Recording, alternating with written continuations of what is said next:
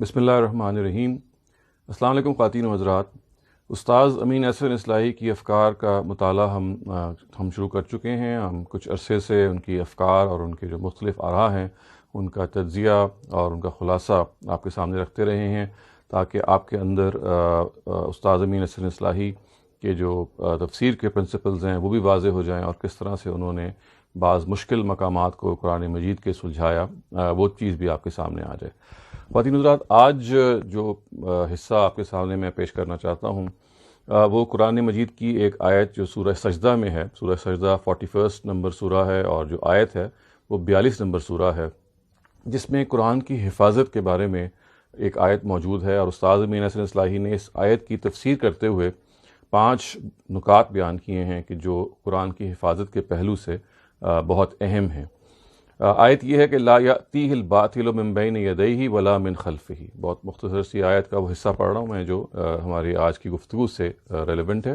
इसका मतलब ये है कि बातिल जो है इस किताब की ना आगे से दाखिल हो सकता है ना उसके पीछे से दाखिल हो सकता है। गोया कि ये बताया जा रहा है कि अल्लाह ताला ने जो किताब उतारी इसके अंदर किसी किस्म की कोई तब्दीली, किसी किस्म की कोई आमेज़श नहीं हो सकती, और ये अपने प्योर फॉर्म में हमेशा बरकरार रहेगी। ज़ाहिर है आयत तो अपनी तरीके पे ये दावा कर रही है, लेकिन दुनिया में ये दावा कैसे पूरा हुआ, उस्ताद अमीन अहसन इस्लाही ने इसकी तफसील की है। ये बात हमें मालूम है कि कुरान मजीद जो हमारे पास इस वक्त मौजूद है, ये ज़ाहिर है इस पर 14 या 15 सदियाँ गुजर रही हैं, और इसके नतीजे में ये सवाल पैदा हो जाता है कि हमें कैसे इस बात पर यकीन किया जाए, हम करें कि ये वही किताब है जो अल्लाह ताला की तरफ से नाजिल हुई और इसमें कोई तब्दीली वाक़ई नहीं हुई। तो ख़वातीन हज़रात, उस्ताद अमीन अहसन इस्लाही ने इस सिलसिले में कुछ तफसील हमें बयान किया, और उन्होंने बताया कि देखिए ये 5 नकात हैं जो इस आयत को सामने रख के हमारे सामने रहने चाहिए। सबसे पहली चीज़ तो ये है कि नुज़ूल कुरान के मौके पे जब वही नाजिल की जाती थी तो अल्लाह ताला ने एक ख़ास बंदोबस्त किया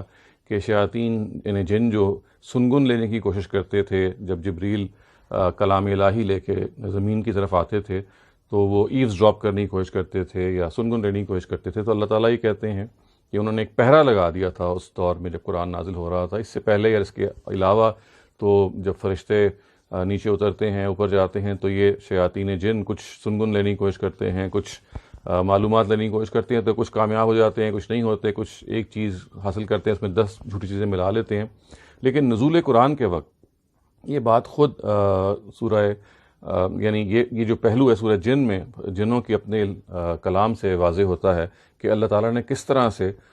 ये बताया कि जिन ये कहते हैं कि जब हम एक ख़ास कैफियत में सऊद करते थे, आसमान की तरफ चढ़ते थे, या हम वहाँ जहाँ पे कुरान मजीद के पहलू से कोई नुज़ूल का मामला था उसके करीब होते, तो हमें लगता कि जैसे पहरा लगा हुआ है। और ये ख़ुद उन्होंने इस चंबे का इजहार किया कि हमें नहीं मालूम कि इसके नतीजे में कि अल्लाह ताला कोई खैर चाह रहे हैं, कोई शर चाह रहे हैं। उनको भी इस चीज़ की तफसील मालूम नहीं थी, लेकिन बहरहाल सूरह जिन से ही मालूम होता है कि जब कुरान नाजिल हुआ तो उसके बाद कुछ जिन्होंने जब ये कुरान सुना तो ख़ुद इस पर वो ईमान लेके आए। तो पहला एस्पेक्ट है जो हिफाजत का, यानी देखिए ना, कुरान मजीद ने ट्रैवल करना है अल्लाह ताला की तरफ से नीचे ज़मीन पे आना है नबी सल्लल्लाहु अलैहि वसल्लम की तरफ। तो सबसे पहला तो वो जो रास्ता है उस पर एक पहरा लगा दिया गया, उसको गार्ड किया गया, उसको प्रोटेक्ट किया गया, उसकी हिफाजत की गई कि दाएं बाएं से कोई इस तरह की दरअंदाजी ना हो सके, जैसे कि दरअंदाजी बाज़ आम मौके पे हो सकती थी या हो सकती है। दूसरा एस्पेक्ट जो उस्ताद अमीन अहसन इस्लाही ने बयान किया वो ये है कि जो फरिश्ता यानी जिब्रील अलैहिस्सलाम जिस कलाम को लेके आते थे, ज़ाहिर है कि वो अक़सात में नाजिल हुआ, वो इंस्टॉलमेंट्स में नाजिल हुआ, वो जो कलाम था वो जिस फरिश्ते के ज़रिए से नाजिल हुआ वो फरिश्ता अमीन था, यानी उसके अंदर कोई इम्कान नहीं था कि जो चीज़ उसको इंट्रस्ट की जाती, जो चीज़ उसकी तहवील में दी जाती, उसमें कोई शोशे के बराबर भी फ़र्क होता। तो ज़ी कुव्वतिन इंद ज़िल अर्श मकीन मुताइन सम्मा अमीन,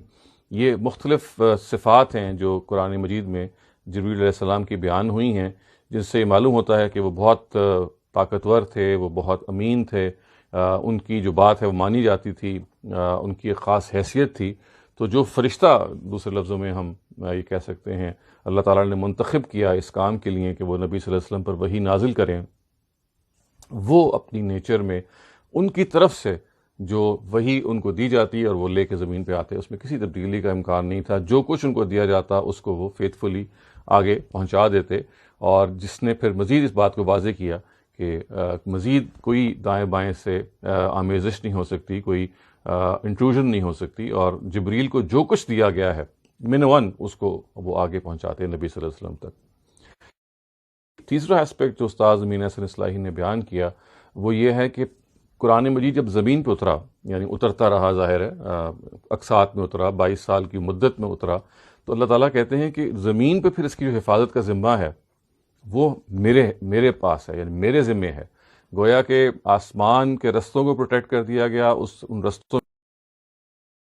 نے چل کر آنا تھا، اتر کے آنا تھا، اس کو ایسا فرشتہ سلیکٹ کیا گیا کہ جس سے کوئی غلطی کا امکان نہیں ہو سکتا تھا۔ اور پھر تیسرا کام یہ کیا گیا کہ زمین پہ آ کے جب قرآن مجید مختلف انسٹالمنٹس میں نازل ہوا تو اللہ تعالیٰ نے کہا کہ ان ساری انسٹالمنٹس کو پھر ایک یکجا کرنا بھی میری ذمہ داری ہے۔ یہ بھی خدا نے ذمہ داری لی، اور ظاہر ہے یہ خدا جب ذمہ داری لیتے ہیں تو پھر انسانوں کے ذریعے سے اس ذمہ داری کو آپ پورا کرواتے ہیں۔ اور یہ معلوم ہے کہ سورہ قیامہ میں اس بات کو بیان کیا گیا ہے کہ لا تحرک به لسانک لتعجل به ان علینا جمعہ وقرآنہ فاذا قرأناہ فاتبع قرآنہ، کہ اے پیغمبر آپ اس قرآن مجید کو، یعنی قرآن کی سکیم ہے کہ اس نے نجمن انسٹالمنٹس میں نازل ہونا ہے، آپ اس کے پورے حاصل کرنے کے لیے کہ پورا کا پورا آپ کے پاس آ جائے، اس کے لیے زبان نہ چلائیے، اس لیے کہ یہ ایسے ہی قسط وار نازل ہوگا، اور اس کے بعد کیا ہوگا، ان علینا جمعہ وقرآنہ، اللہ تعالیٰ کہتے ہیں ہمارا ذمہ ہے کہ پھر ہم ان کی جو مختلف پارٹس ہیں ان کو یکجا کریں گے اور پھر اس کی تلاوت کریں گے، یعنی ایک مرتبہ پھر اس کی ریڈنگ کریں گے۔ فَإِذَا قَرَأْنَاهُ فَاتَّبِعْ قُرْآنَ، پھر یہ نئی ریڈنگ ہے، اس میں ترتیب بھی نہیں ہوگی، ظاہر ہے ریڈنگ بھی دوبارہ ہوگی، اس کو پھر نبی صلی اللہ علیہ وسلم سے کہا گیا کہ آپ نے اس کی پیروی کرنی ہے، اور اس کا پھر طریقہ یہ اختیار کیا گیا کہ صحابہ کرام کی ایک پوری جماعت ہے جو نبی صلی اللہ علیہ وسلم کے ساتھ تھی، جس کو اللہ تعالیٰ کے نبی نے وہ قرآن جیسے جیسے نازل ہوتا وہ منتقل کرتے، قرآن کا مذاکرہ ہوتا ہر رمضان میں، اور پھر آخری رمضان میں یہ مذاکرہ 2 مرتبہ ہوا، یعنی نبی صلی اللہ علیہ وسلم اور جبریل کے درمیان یہ مذاکرہ ہوتا تھا، تو آخری رمضان میں یہ 2 مرتبہ ہوا۔ ایک مرتبہ جبریل نے پڑھ کے سنایا قرآن مجید پورے کا پورا نبی صلی اللہ علیہ وسلم کو، اور ایک مرتبہ نبی صلی اللہ علیہ وسلم نے جبریل کو پڑھ کے سنایا پورے کا پورا قرآن، اور پھر یہ صحابہ کو دے دیا گیا، اور اتنی بڑی تعداد میں صحابہ کو دیا گیا کہ ان کے کسی غلطی پر جمع ہونے کا امکان ختم ہو جاتا ہے، جس کو ہم تواتر کہتے ہیں۔ ان کے تواتر سے پھر قرآن منتقل ہوا، اور جس قرآن کو ہم اس وقت پڑھ رہے ہیں اس کو اجماع بھی حاصل ہے۔ اجماع کا مطلب یہ ہے کہ علم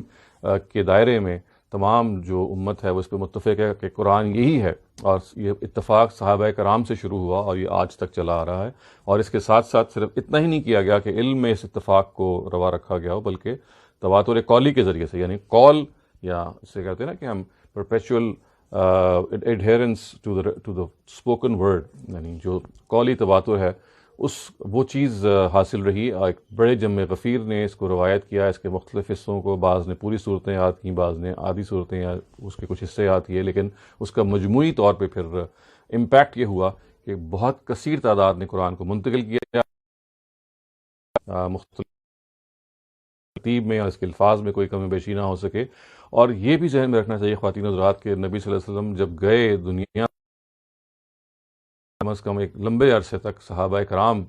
جو ہیں وہ حکومت کرتے رہے، ایک سلطنت تھی جو ان کے پشت پہ قائم تھی، جس نے پھر اسی قرآن کو پروپیگیٹ کرنے میں بہت زیادہ کردار ادا کیا۔ حضرت عمر کے زمانے میں انہوں نے ہمیں یہ معلوم ہے کہ وظیفہ دے کے قرآن کے استاذ مقرر کیے جو لوگوں کو قرآن سکھاتے تھے اور قرآن کو پھیلاتے تھے۔ حضرت عثمان نے قرآن کو بہت پھیلایا، اور بعد کے خلفاء نے بھی یہ کام کیا۔ تو یہ تیسرا نقطہ ہے کہ اللہ تعالیٰ نے اس کا ذمہ لیا، اور یہ ذمہ اس کو پورا کروایا خود انسانوں کے ذریعے سے، خود نبی صلی اللہ علیہ وسلم کے ذریعے سے، اور آپ کے صحابہ کے ذریعے سے، اور بقیہ امت کے ذریعے سے۔ چوتھا ایسپیکٹ خواتین حضرات جو استاذ امین احسن اصلاحی نے بیان کیا ہے وہ یہ ہے کہ قرآن کی زبان خود ایک معجزہ ہے، یعنی اور یہ ایسا معجزہ ہے کہ جب قرآن مجید کہیں پڑھا جاتا ہے تو یہ بالکل نمایاں ہو کے، ڈسٹنکٹ ہو کے، اس کا ایک امتیاز ہے کہ آپ کو محسوس ہو جاتا ہے کہ یہ قرآن ہی کا کوئی حصہ ہے جو پڑھا جا رہا ہے۔ حتیٰ کہ نبی صلی اللہ علیہ وسلم کی جو حدیثیں ہیں یا ان کے اپنا الفاظ بھی وہ قرآن کے اس لیول تک نہیں ہیں جس کو خداوند تعالیٰ نے اتارا، اور ہم یہ جان لیتے ہیں کہ اگر قرآن مجید کے ساتھ کسی حدیث کو ملا لیا جائے یا ملا کے پڑھ لیا جائے تو وہ پتہ چل جائے گا کہ وہ انسانی کلام ہے، وہ انسان کی طرف سے اس میں داخل کیا گیا ہے، یا وہ ایک ڈسٹنکشن موجود ہے۔ تو گویا قرآن کی اپنی فصاحت و بلاغت ایسی ہے کہ قرآن نے خود اس کی بنیاد پہ چیلنج دے دیا کہ آپ اس طرح کوئی کلام بنا کے لے کے آئیں۔ لوگوں نے اس چیلنج کا مطلب یہ سمجھا کہ جیسے اس کی کوئی امیٹیشن کرنی ہے، اس کی نقالی کرنی ہے، ہرگز یہ مطلب نہیں تھا۔ فَأْتُوا بِسُورَةٍ مِّن مِّثْلِهِ، یعنی اس طرح کی سورہ بنا کے لاؤ کا مطلب ہے اس طرح کا کوئی اور کلام بنا کے لے کے آؤ جو ایسا ہی آپ کو محسوس ہو کہ اس کے اندر خدا بول رہا ہے، جو جس شان سے گفتگو کرتا ہے تو معلوم ہوتا ہے کہ یہ خدائی شان ہے، یہ انسان کا کلام نہیں ہو سکتا۔ تو یہ ہم جان سکتے ہیں کہ آپ عربی ادب میں جب بھی قرآن مجید کو کوٹ کیا جاتا ہے تو بلا تکلف جیسے ہی وہ آیت کسی کوٹیشن میں آئے گی اور اس کا حوالہ بھی نہیں ہوگا تو جاننے والے یہ جان لیں گے قرآن کی فصاحت اور بلاغت کو دیکھتے ہوئے کہ یہ قرآن کی آیت ہے اور یہ انسانی کلام نہیں ہے۔ تو یہ چوتھی چیز ہے کہ خدا نے قرآن مجید کی جو زبان ہے وہ ایسی معجزانہ اس کو بنایا کہ وہ اس کی کوئی پیروی نہیں کر سکتا، اس کی کوئی امیٹیشن نہیں کر سکتا، نقالی نہیں کر سکتا۔ کرنے کی کوشش کرے گا تو وہ بھونڈی نقالی ہوگی اور فوراً ڈیٹیکٹ ہو جائے گی۔ اور پانچویں اور آخری بات جو استاذ امین احسن اصلاحی نے ہمیں بتائی اس ضمن میں، وہ یہ ہے کہ اللہ تعالیٰ نے جیسے قرآن کی حفاظت کا ذمہ لیا تو بالکل اس کی زبان کی بھی حفاظت کا ذمہ لیا۔ غالباً استاذ کی یہاں مراد یہی ہے کہ یہ اس کا نتیجہ یہ نکلا کہ وہ زبان جو ہے وہ بھی محفوظ ہو گئی۔ یعنی بہت ساری آسمانی صحف وہ ہیں کہ جن کی زبان محفوظ نہیں رہی، جو زبان موجود ہی نہیں ہے، زبان ایکسٹنکٹ ہو گئی ہے، وہ زبان متروک ہو گئی ہے۔ لیکن قرآن مجید کی جو زبان عربی زبان ہے وہ آج بھی موجود ہے۔ اس کا ذمہ خداوند تعالیٰ نے لیا تاکہ اس کے ضمن میں وہ اس زبان کو ہم یہ جان سکیں کہ وہ ہم سے کہیں چھوٹ نہیں گئی ہے، وہ دور نہیں چلی گئی ہے، بلکہ ہم اس زبان سے بالکل واقف رہیں۔ تو یہ وہ 5 ایسپیکٹس ہیں خواتین حضرات جو استاذ امین احسن اصلاحی نے بیان کیے۔ میں مختصراً، بہت مختصراً ایک مرتبہ پھر ان کا اعادہ کر دیتا ہوں کہ سب سے پہلا یہ کہ جو رستہ نبی اللہ تعالیٰ نے منتخب فرمایا جس سے قرآن مجید کا نزول ہونا تھا زمین پر، اس کو خداوند تعالیٰ نے گارڈ کیا۔ پھر نمبر 2 یہ کہ جس فرشتے سے یہ کام لیا کہ وہ قرآن کو نبی صلی اللہ علیہ وسلم تک لے کے آئیں، وہ فرشتہ خود اللہ تعالیٰ نے ان کی توصیف کرتے ہوئے، ان کی وصف بیان کرتے ہوئے بتایا کہ وہ مطاع ثم امین ہیں، یعنی وہ ان کی اطاعت کی جاتی ہے۔ اور پھر یہ مزید برآں یہ کہ وہ امانت دار ہیں اور جو کچھ وہ لے کے آتے ہیں اس کی تبدیلی نہیں ہو سکتی اس میں۔ تیسری بات جو بیان کی گئی وہ یہ ہے کہ جب زمین پہ آنے کے بعد اللہ تعالیٰ نے اس کی حفاظت کا ذمہ لیا، اور پھر یہ بات اور جگہوں پہ بھی بیان کی۔ ایک اور جگہ پہ یہ بات بیان ہوئی ہے، انا نحن نزلنا الذکر و انا لہ لحافظون، کہ ہم نے اس ذکر کو یعنی قرآن کو اتارا ہے اور ہم اس کی محافظ ہیں۔ اور اس کی عملی شکل پھر وہ تھی کہ صحابہ کرام کے تواتر اور اجماع سے، پہلے نبی صلی اللہ علیہ وسلم ظاہر پہ نازل ہوا، اس کے بعد صحابہ کرام کے تواتر اور اجماع سے وہ ہمیں آج منتقل ہوا، اور اسی صورت میں منتقل ہوا جس صورت میں وہ نازل ہوا تھا۔ چوتھی بات جو استاذ نے بیان کی وہ یہ ہے کہ قرآن مجید کی جو زبان ہے وہ ایک معجزانہ زبان ہے جس کی پیروی نہیں کی جا سکتی، جو خود ایک بہت بڑا ذرہ امتیاز ہے کہ آپ اس کو کاپی نہیں کر سکتے، اور آپ کو قرآن جہاں پہ بھی وہ جس طرح سے موجود ہوگا وہ ڈسٹنکٹ نظر آئے گا باقی عربی کلام میں۔ اور پانچویں اور آخری بات استاذ نے یہ بیان کی کہ قرآن کی زبان بھی محفوظ ہے۔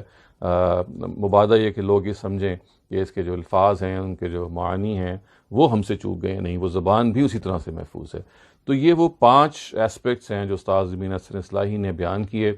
جیسے کہ میں نے شروع میں عرض کیا، سورہ سجدہ جو قرآن مجید کی 41 سورہ ہے، 41 نمبر سورہ ہے، اس کی یہ 42ویں آیت ہے، لا یأتیہ الباطل من بین یدیہ ولا من خلفہ۔ اس کا مطلب کیا ہے کہ باطل جو ہے اس قرآن مجید میں نہ آگے سے داخل ہو سکتا ہے نہ پیچھے سے داخل ہو سکتا ہے۔ نہ جب وہ نازل ہو رہا تھا اس وقت کوئی موقع تھا کہ وہ کوئی اپنی انٹروژن یا اس میں اپنی آمیزش کرتا، اور نہ جب وہ نازل ہو گیا اور اس کے ہوا اور مرتب ہونے کے بعد امت کو ملنا شروع ہوا تو اس کے اندر کوئی تبدیلی کا امکان تھا ان سارے پہلوؤں کی وجہ سے۔ تو یہ بحث اس لیے خواتین حضرات بہت امپورٹنٹ ہے کہ ہم قرآن کی حفاظت کے بارے میں خود قرآن کا اپنا جو دعویٰ ہے، جو قرآن کا اپنا بیان ہے وہ جان لیں، اور یہ جان لیں کہ پھر یہ عملاً کیسے پورا ہوا، تاکہ ہمیں اس بات پر اعتماد ہو کہ جس قرآن مجید کو ہم پڑھتے ہیں یہ وہی قرآن ہے جو اللہ تعالیٰ کی طرف سے نازل کیا گیا۔ ظاہر ہے اس میں بہت ساری بحثیں ایک الگ سے موجود ہیں، میرا چونکہ یہ موضوع رہا ہے تو آپ میری مختلف گفتگوؤں میں جو الگ سے میں نے تاریخ القرآن پر کی ہیں ان پہ سن سکتے ہیں کہ قرآن مجید کے نزول کے حوالے سے جب گفتگو تاریخ اور حدیث میں آئی تو کس طرح سے اس کے اندر ایسی تاثرات پیدا ہو گئے، ایسی پرسیپشنز پیدا ہو گئی کہ قرآن محفوظ نہیں ہے، یا کم سے کم جس شکل میں ہمیں ملا ہے اس میں بہت سارے سوالات پیدا ہو گئے ہیں، اس کی شاید ایک سے زیادہ قراتیں بھی ہیں۔ تو آپ وہ جو بحثیں ہیں وہ زیادہ ٹیکنیکل ہیں، وہ زیادہ علمی ہیں، آپ ان کو اپنے مقام پہ دیکھ سکتے ہیں۔ سردست میرا مقصد یہ تھا کہ استاذ امین احسن اصلاحی کی جو یہ تحقیق ہے جس کو انہوں نے بیان کیا، اور آپ کے پاس موقع ہو تو ان کی تفسیر کی جلد نمبر 7 میں یہ سورہ ہے، اس کو ضرور پڑھیے، اور اس کے نتیجے میں آپ کے سامنے کچھ مزید پہلو بھی شاید واضح ہوں گے۔ اور مقصد یہی ہے کہ اس اپروچ کی جو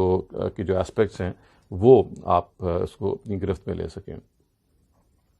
اقول قولی ھذا واستغفر اللہ لی ولکم ولسائر المسلمین والمسلمات۔